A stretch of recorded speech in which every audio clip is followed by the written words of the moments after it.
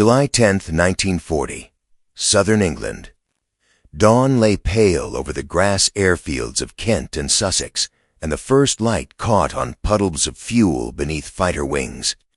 In the dispersal huts, tea cooled in enamel mugs, while ground crews moved through the wet grass with rags, tools, and tired hands.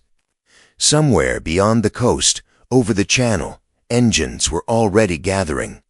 The summer smelt of cut earth, hot oil, tobacco, and the faint metallic tang of fear.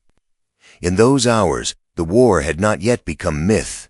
It was only vibration in the air, telephone bells in operations rooms, and young men waiting beside machines that would have to climb before breakfast and perhaps never return. Overhead, when the fighting began, one sound would cut through all the others, the dry, urgent chatter of Browning guns in British wings, a hard mechanical pulse that came from an American design but had become, in British hands, the sound of a democracy refusing to kneel. The moment mattered because Britain stood alone in a way that is often simplified by memory and yet was, in 1940, brutally literal. France had fallen. The British Expeditionary Force had escaped at Dunkirk, but escape was not victory. Across the Channel, Adolf Hitler's planners considered Operation Sea Lion, the invasion of Britain, and the prerequisite was clear. The Luftwaffe had to win command of the air. The German Air Force entered the campaign as the largest and most formidable in Europe, organized in powerful air fleets and fresh with the confidence of Poland, Norway, the Low Countries, and France. The German intention was not abstract. RAF museum records note that when the main assault began in August, the aim was to force Fighter Command out of the southeast within 4 days and destroy the RAF completely within 4 weeks. It was the logic of blitzkrieg lifted into the sky: speed, concentration, panic, collapse. Against that stood Fighter Command, a force often outnumbered in the air, dependent on quick repair, fragile runways, exhausted pilots, and a command system that had to work almost perfectly because Britain could not afford a romantic defeat. Nearly 3,000 men of the RAF would take part in the battle. The airmen Churchill would soon call the few, but at the beginning they were not statues in bronze. They were overworked squadrons on muddy grass, still learning whether endurance itself could become strategy. The Germans expected something between one more campaign and one more proof of superiority. Their fighter arm had recent combat experience from Spain and from the rapid victories in Western Europe. Their bomber force, though not built for a prolonged strategic campaign against a determined island defender, still looked overwhelming from the ground. German planners believed that repeated blows against shipping, coastal targets, radar stations, airfields, and sector stations would exhaust the RAF until it simply ceased to function. What they actually encountered was a defense system unlike anything they had truly faced before. A nation whose weakness had forced it into innovation. The British did not need to patrol endlessly in the air if they could know when and where to rise. The chain-home radar network, the observer corps, filter rooms, plotting tables, group headquarters, and sector stations formed what later became famous as the Dowding system, the world's first integrated air defense network on such a scale. Air Chief Marshal Dögling understood what Göring did not. The RAF Museum preserves one of the most revealing admissions of the battle in Göring's own decision-making. It is doubtful whether there is any point in continuing attacks on radar sites, he said on the 15th August 1940, because none had been put out of action for long. Sir William Sholto Douglas later judged that the Battle of Britain might never have been won if it were not for the radar chain. The Germans had expected to batter an air force. They found themselves striking a system, and systems do not panic as easily as men. At the heart of that contest were two silhouettes that came to represent far more than aluminum and rivets: the Supermarine Spitfire and the Messerschmitt Bf-109. They have often been turned into clean symbols, one elegant and one predatory. But in 1940, the truth was more exacting. The Spitfire was fast, responsive, and at lower altitudes superior to the Bf-109. Its advanced all-metal airframe made it light and strong, but it took longer to build and was less rugged than the Hurricane. Early Spitfires carried 8 303 Browning machine guns, and when those guns opened together, the sound was less a burst than a tearing seam in the sky, a mechanical stutter of concentrated fire. The Bf-109, on the other hand, was arguably the best fighter in the world in 1940. It was faster than the Spitfire at high altitude, climbed more strongly, dived more quickly, and mounted heavier armament with cannon and machine guns. Most of its pilots began the battle with more experience than the RAF counterparts. Yet the 109 carried its own hidden sentence into every mission: range. Flying from occupied Europe, it did not have the endurance to roam far beyond London, and Imperial War Museums notes that it carried only 7 seconds worth of cannon ammunition. The Spitfire and the Bf-109 were not simply opponents. They were embodiments of two wartime philosophies, one betting on the knockout blow, and the other on survival long enough to make every German advantage decay into a liability. That is why the battle cannot be understood merely as Spitfire against Messerschmitt. The Hurricane, less glamorous and more numerous, equipped 33 squadrons by September 1940 and destroyed more German aircraft in the battle than the Spitfire did, 656 against 529, according to IWM. British doctrine often sent Hurricanes against the bombers, while Spitfires dealt with the fighter escorts. It was a practical division, though combat rarely remained so tidy. The Germans brought not only Bf-109s, but Bf-110 heavy fighters, Henkel HE-111s, Dornier Do-17s, Junkers U-88s, and the notorious Junkers U-87 Stuka. In the campaigns on the continent, the Stuka had been the shrieking emblem of intimidation, terrifying beneath skies already mastered by the Luftwaffe. Over Britain, that image died quickly. RAF museum material notes that losses among Ju-87s became so high that the aircraft had to be withdrawn from combat over the British Isles. The Bf-110, expected to be a long-range destroyer, proved inferior to the more nimble RAF fighters. German assumptions, fresh from prior victories, collided with a different geometry of war. Britain's defenders were not retreating over land. They were rising over home. German bomber crews crossed water into a defended airspace where every minute mattered, every gallon of fuel mattered, every course correction widened the gap between expectation and the hard arithmetic of return. The Luftwaffe had expected another campaign of movement. Instead, it entered a grinder.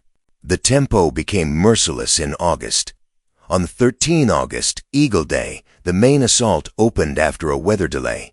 According to the Imperial War Museum's fact sheet, the Luftwaffe mounted 1,485 sorties that day, while Fighter Command flew 727 in response. 2 days later, on the 15th August, the Germans flew over 2,000 sorties and lost 75 aircraft. Fighter Command flew 974 daytime sorties and lost 34 aircraft. The battle was fought not in clean arcs, but in repeated alarms, scrambles, interceptions, refueling, rearming, and another takeoff before hands had stopped shaking. RAF museum accounts describe aircraft returning from sorties and being turned around as quickly as possible because pilots might be sent up several times a day. On both sides, men were learning that mechanized air warfare was not a duel of champions, but a contest of stamina, repair, and command discipline.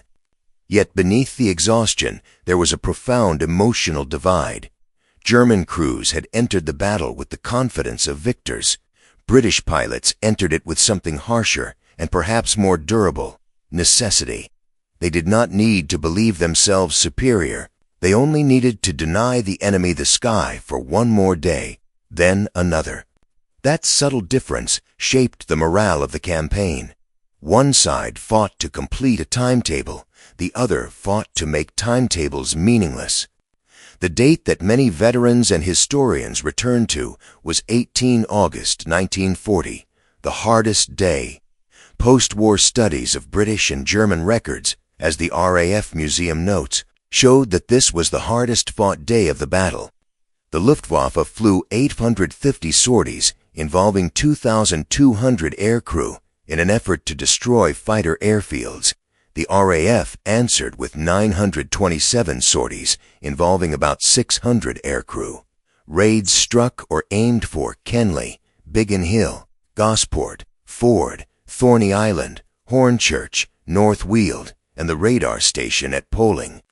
Between lunchtime and tea time, southern England became a chain of impacts, bomb bursts on runways, smoke over hangars, tracer over fields, ambulances on roads too narrow for the scale of what was happening above them.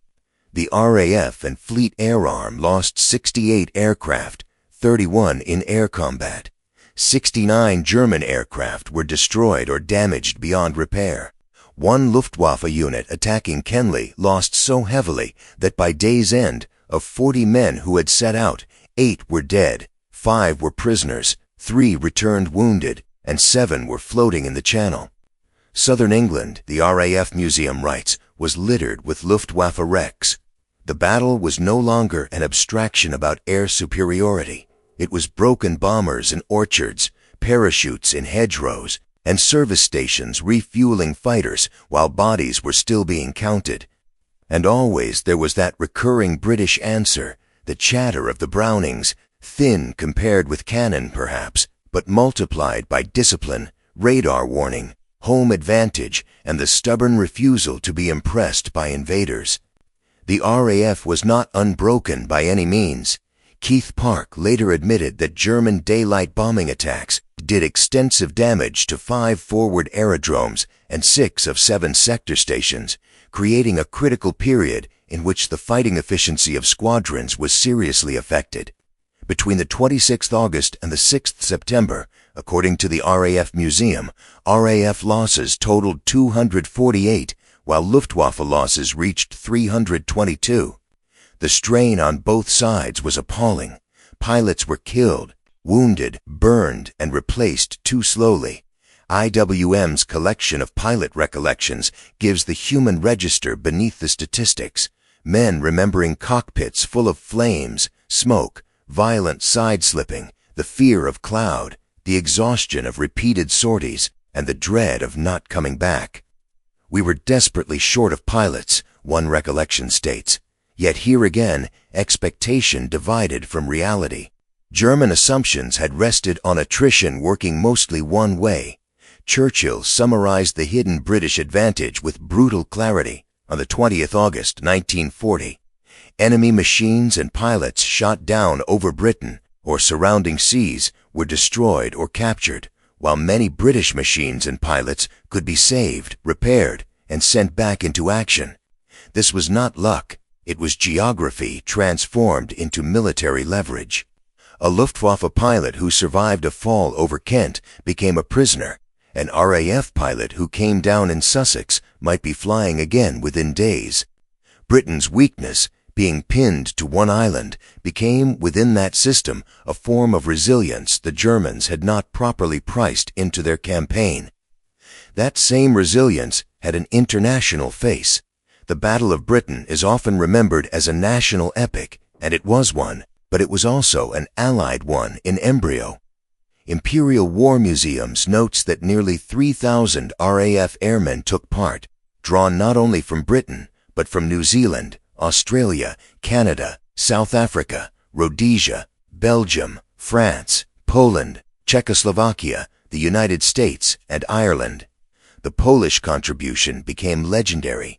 Number 303 Squadron entered battle on the 31st August at the peak of the crisis and quickly became Fighter Command's highest claiming squadron, credited by IWM with 126 kills. That fact matters beyond arithmetic. Hitler's war had already shattered one Europe. Now the survivors of that destruction climbed into British aircraft and defended a second frontier. The Luftwaffe had expected Britain to be isolated. Instead, it found an island becoming a rallying point. This was one of the deeper transformations. In the summer of 1940, the RAF was no longer merely a British service defending British airspace. It was becoming a visible argument that the war against Nazi domination had not ended with the fall of France. The voice of that argument was not only Churchill's, it was the operations room telephone, the engine note of a Merlin on scramble, and the harsh synchronized coughing of Browning guns under a pilot who might speak with a London accent or a South African one, or Polish-inflected English learned in exile. By early September, the Luftwaffe still inflicted severe damage, but it had failed to destroy Fighter Command. German intelligence and leadership continued to misread what they were seeing. They believed RAF strength was nearly exhausted. The RAF Museum records that despite severe damage to southern bases, Fighter Command fought a series of great air battles that inflicted serious and unexpected losses to the Luftwaffe. Then came the shift that remains one of the great operational decisions of the war. German attacks moved from airfields and sector stations towards London. On September 7th, the Blitz began. The same fact sheet from IWM records that 335 tons of high explosive and 440 incendiary canisters were dropped that day, killing 430 Londoners and injuring 1,600. Civilians now entered the same narrative of endurance that the fighter pilots had been living for weeks. Yet for all the horror on the ground, the shift brought Fighter Command a measure of respite just when it most needed it. The campaign intended to open the way to invasion was becoming something else. Punishment raid, a terror campaign, and a strategic miscalculation wrapped together. On 15th September, often celebrated as the climax of the battle, British claims of enemy losses were exaggerated in the moment, but the real toll was still severe. 57 German aircraft lost, and 3 crash-landed in France, according to IWM. Losses of that scale were becoming unsustainable. The Luftwaffe had expected to find the final blow. Instead, it found that each week spent failing over Britain weakened the case for invasion itself. It was in that atmosphere, before the battle had even formally ended, that Churchill rose in the House of Commons on the 20th August and fixed the air campaign forever in language. Never in the field of human conflict was so much owed by so many to so few. The sentence is so famous now that it risks sounding ceremonial, but in context it was not consolation, it was strategic recognition. Churchill stressed that all enemy machines and pilots shot down over Britain or the surrounding seas were destroyed or captured, while a considerable proportion of British machines and pilots were saved and returned to action. He understood that the battle was being won not by romance but by a pattern: detection, interception, attrition, repair, recovery, repeat. What changed in those months was not only the German timetable, it was British self-perception. Before the battle, survival seemed like a pause before something worse. After it, survival became proof that Nazi force could be stopped. The Luftwaffe came to Britain expecting another demonstration of ideological inevitability. It left having contributed to the opposite revelation, that dictatorship, however modern and violent, could be made to spend itself against a prepared society.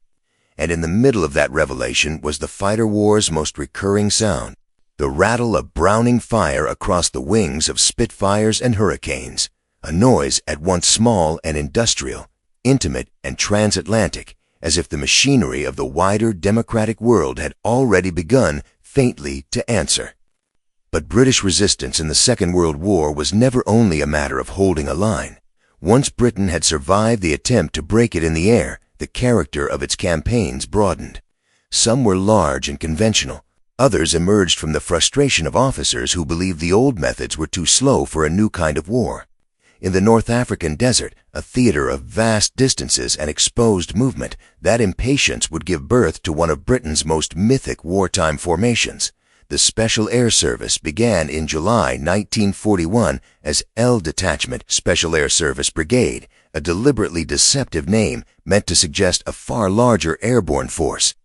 David Sterling, a Scots Guards officer turned commando, founded it in Egypt to undertake small-scale raids behind enemy lines.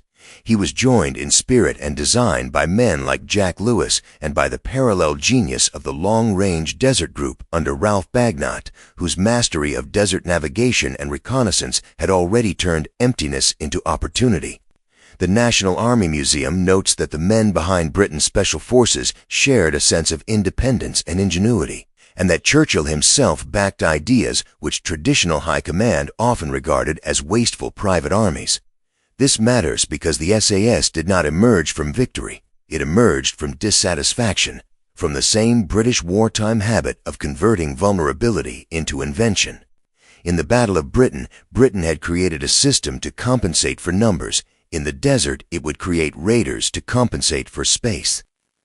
The first effort was a disaster. In November 1941, L Detachment SAS launched Operation Squatter, tasked with parachuting into Libya to destroy enemy aircraft on the ground in support of a British offensive. It went into a dreadful storm. The BBC, citing the official report, records that the men were widely dispersed and demolition materials soaked. One of the aircraft carrying SAS men was shot down, killing all 15 soldiers aboard and the crew. Of the 65 men who took part, only 21 made it back. The National Army Museum gives a similarly stark figure, noting that only 21 of the 55 men in the main assault party returned. No enemy aircraft were destroyed. The gap between expectation and reality was merciless.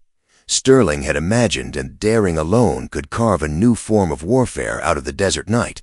The desert answered with wind, distance, bad drops, drowned explosives, and men walking for 36 hours to survive. To the British High Command, this might have seemed the final proof that irregular schemes were fantasies. Yet something revealing happened in the wreck of that first attempt. Failure did not discredit the idea so much as force it to evolve. The same stubborn adaptability that had kept fighters rising over southern England now appeared in a smaller, harder, more improvised form. Britain had learned in 1940 that it could survive by refusing the enemy's chosen script. In the desert, the SAS would learn to write a different script altogether. The transformation came through partnership, logistics, and a ruthless lesson. Do not parachute blindly into a desert if you can drive into it with purpose. The Long-Range Desert Group, founded in July 1940 by Major Ralph Bagnall, specialized in raids and reconnaissance behind enemy lines. The National Army Museum describes them as masters of desert navigation, using lightly armed jeeps and lorries, aided by Bagnall's sun compass, and providing road watch reports that became vital to Allied success. Crucially, until the SAS received their own vehicles, the LRDG transported them behind enemy lines. Sterling's men turned that support into method. 1 month after the disaster of Squatter, he sent his surviving raiders back by land. The BBC, citing the official report, notes that in December, using jeeps, they struck airfields and destroyed more than 60 enemy planes. The shift was more than tactical, it was philosophical. Instead of descending as scattered intruders from the sky, they arrived out of the desert itself, low, silent, and difficult to predict. The Germans and Italians expected the rear areas of North Africa to be vast buffers of inconvenience, not avenues for repeated assault. The British made those rear areas porous. The desert, which to conventional armies seemed a barrier, became for raiders a road. And once again, there was that recurring sound of transatlantic mechanism entering British warfare. In the air, it had been the Browning's burst from fighter wings. In the desert, it would soon become the rattling, multiplied gunfire of light raiding vehicles, an industrial voice of improvisation that suggested not only violence, but abundance. Enough engines, enough spare parts, enough ammunition to strike where the enemy thought no force could live. From the summer of 1942, the SAS refined its desert war into one of the most audacious styles of raiding in the conflict. The National Army Museum notes that their tactics evolved to include heavily armed jeeps storming airfields, guns blazing. What had begun as a fragile theory was now becoming a campaign of repeated shock. British raiders, once nearly destroyed by a storm, learned to use darkness, surprise, navigation, and speed as weapons equal to any bomb. Behind enemy lines, they targeted aircraft on the ground, fuel, installations, and infrastructure, understanding that every bomber or transport destroyed in the desert saved lives somewhere else, at sea, over the front, perhaps even in another country entirely. The psychological contrast here is vital. German and Italian forces expected to own their depth areas by simple possession. They expected the desert to exhaust intruders before they arrived. Instead, they found that their own airfields, far from the front and under the stars of what looked like safe emptiness, could erupt in sudden close-range gunfire and flame. British raiders expected hardship and often found something harsher: navigation errors, enemy patrols, mechanical failure, capture, death. But they also discovered that mobility and nerve could produce disproportionate effects. This was Sterling's central wartime insight. If Britain could not always match Axis manpower symmetrically, it could attack asymmetrically, exploiting imagination as a military resource. Montgomery's November 1942 judgment, preserved by the National Army Museum, was half criticism and half tribute. The boy Sterling is quite mad, quite mad. However, in a war, there is often a place for mad people. There are moments in history when innovation and desperation become almost indistinguishable. The SAS was one of them. One raid, more than most, captured the new logic of British war in the desert.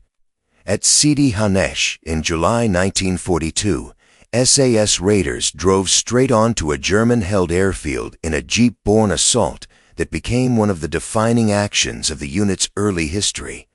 While our strongest official source material here emphasizes the broader pattern rather than this single raid alone, the National Army Museum's account of the SAS in North Africa confirms the method and scale of what the unit had become. Airfield raiders operating behind enemy lines, often with the LRDG, and destroying hundreds of aircraft over the course of their campaign. By then, the mythic nickname of David Sterling, the Phantom Major, was already beginning to make sense. He had become, in German eyes, not just an officer, but a recurrent disturbance in the rear, a man who seemed to appear where war was supposed to be absent. The desert had changed the meaning of invisibility. In Britain during 1940, survival depended on being seen soon enough by radar and observers. In North Africa, success depended on not being seen at all until the first round struck. Yet the two campaigns were connected by a common British lesson. Technology alone was insufficient without organization, and bravery alone was insufficient without method. The SAS jeep columns were not romantic vagabonds. They were carefully navigated instruments of damage built on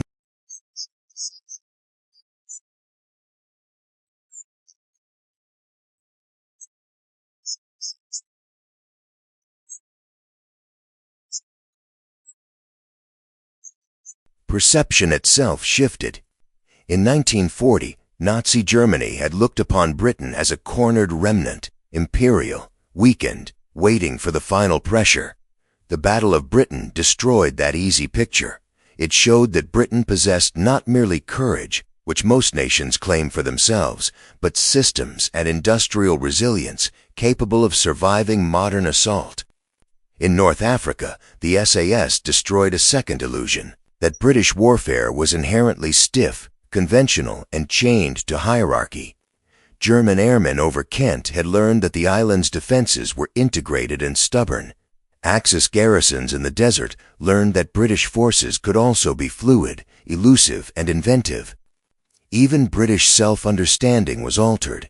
The nation that survived in 1940 by holding ground became by 1941 and 1942 a nation relearning how to raid, harry, deceive, and strike at depth. The war was no longer a single argument about endurance. It had become an argument about adaptation. And in that adaptation lay an ideological consequence. Totalitarian systems often depend on the belief that centralized force and intimidation possess a natural efficiency, that free societies are too divided, too procedural, too soft to react with speed. Yet in these British campaigns, one sees the opposite.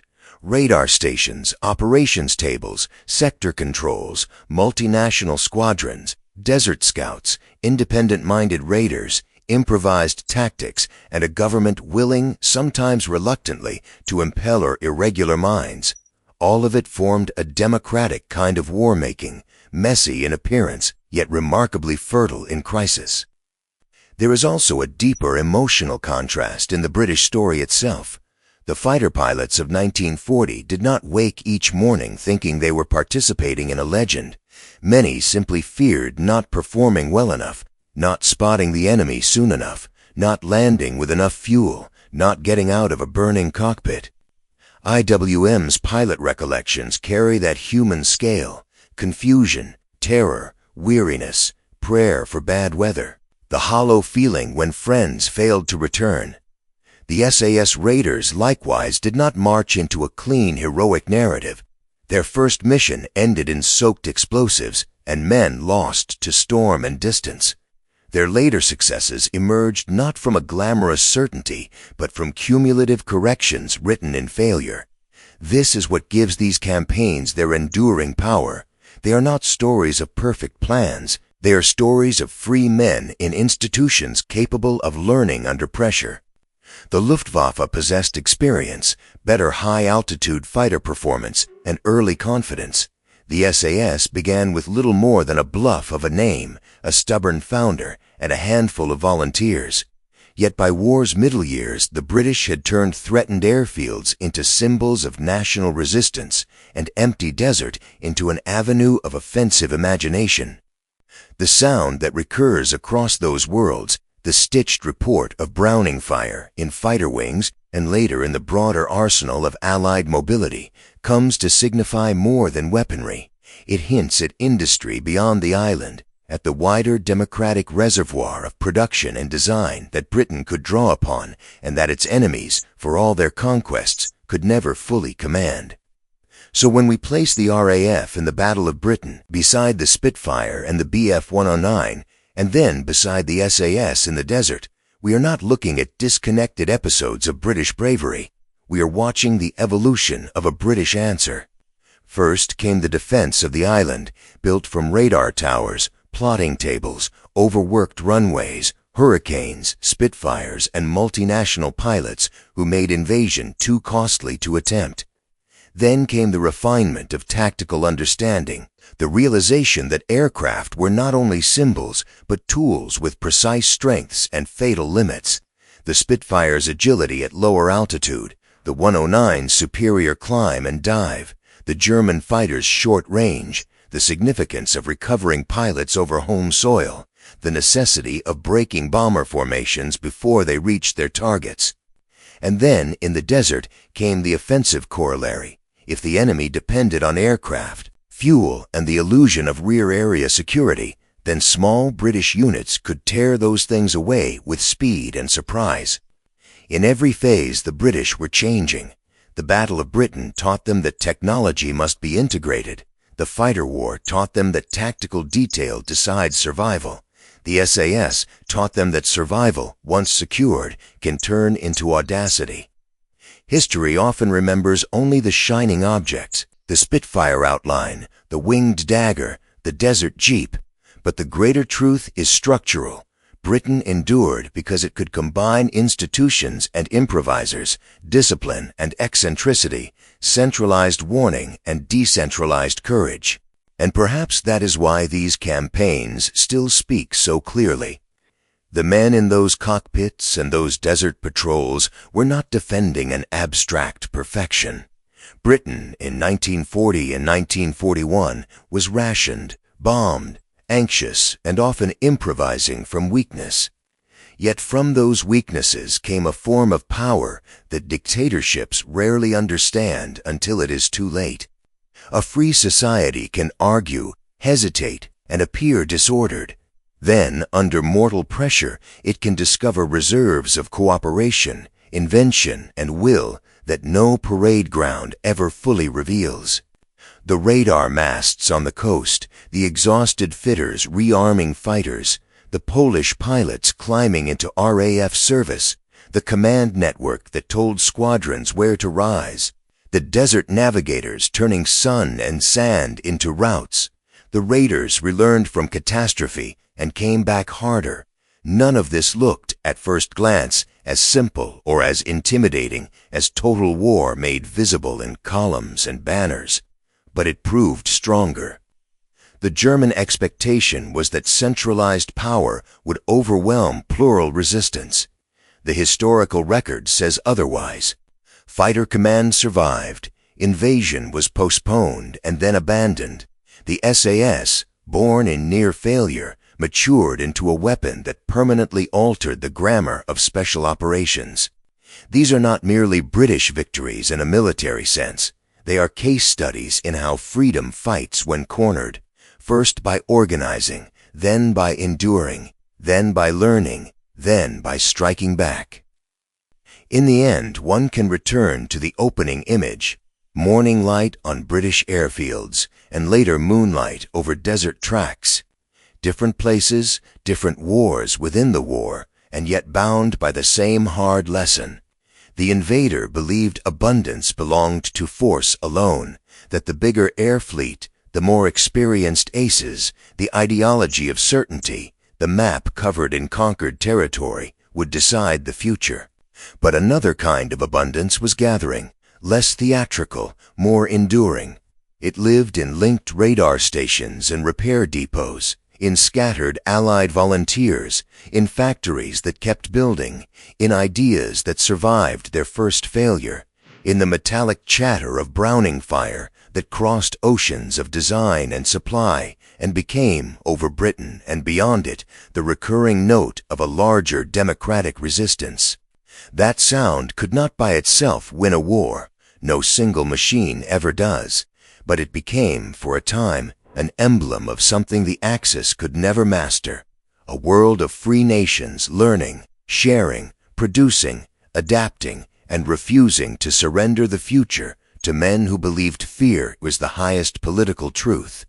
Over Kent, over Sussex, over the desert airfields of North Africa, that refusal took material form. It was heard in engines, in plotting rooms, in radios, in raiding columns, and in gunfire. And when the noise faded, what remained was not only wreckage or victory. What remained was a larger truth the war had exposed with terrible clarity. Freedom is never soft simply because it is free, and abundance is never trivial when it is harnessed to defend human choice. Sometimes it arrives as a convoy, sometimes as a squadron, sometimes as a jeep out of the dark, and sometimes in the hour before dawn. It sounds like 8 Brownings opening together against the sky.